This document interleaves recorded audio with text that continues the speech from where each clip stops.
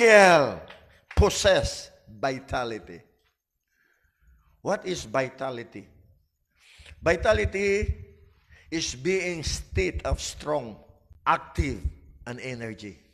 Vitality.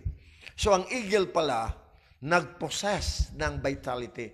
Ang meaning pala ng vitality ay tinatawag na strong. Kaya pala sabi ng salita ng Diyos sa book of Ephesians chapter 6 verse 10, be strong in the Lord and the power of His might. Amen? Kailangan strong tayo diyan sa Panginoon. Strong, ibig sabihin, strong. Ano ba ang ibig sabihin ng strong? 1 Corinthians 15:58, be steadfast, immovable, always abounding in the works of the Lord. For as much as you know, your labor is not in vain to the Lord. Meaning sa strong, immovable. Amen? Strong, very strong in the power of God kasi makapangyarihan ng ating Panginoon. Amen?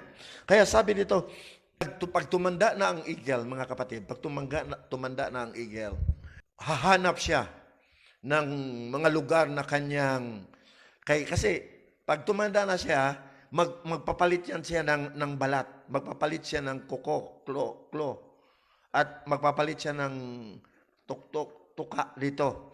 So kaya maghahanap siya ng lugar na doon siya mag-spend sa kanyang time. Napaka-painful, napakasakit na siya mismo ang kanyang mga pakpak dahil nagwiwik ang kanyang laman at sa kanyang buto. Ang kanyang mga pakpak tinutuka niya, tinatanggal niya. Kasi magbago ng kanyang tinatawag, mag-born again siya. Di ba nakikita mo yung uod? Uod siya pagkatapos several weeks naging alibangbang paru-paro na siya. So parang ganun, para maano nyo ang ibig sabihin ng vitality. So pag tumanda na yung eagle, iwanan niya muna yung area kung saan siya kumakain. Doon siya nagtatago. Nag-iisa siya. Pagkatapos, ang kanyang mga pakpak, kinakaskas niya doon sa bato. Napakasakit. Pagkatapos, ang kanyang mga kuko, magsitanggal na yan. Doon siya. Alone lang siya, nag-iisa siya doon. Pagkatapos niya na matanggal, napakatindi ng proseso para matanggal.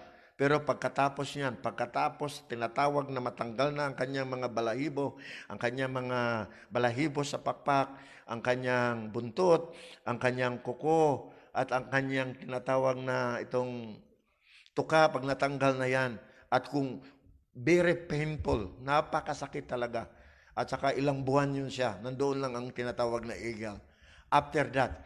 Pero pagkatapos niyan, pag bumalik na, at tumubo na, sumibol na ang mga bagong balahibo ng eagle at saka ang kanyang kuko, ang kanyang tuka.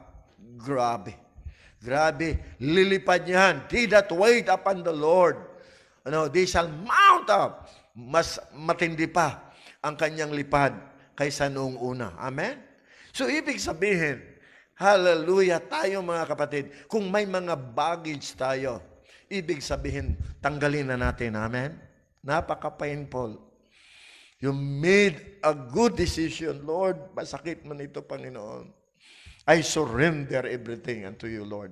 Dahil ang sabi ng Biblia sa Mateo, chapter 22, verse 37-38, ang sabi doon, love the Lord thy God with all your soul, with all your heart, and with all your mind.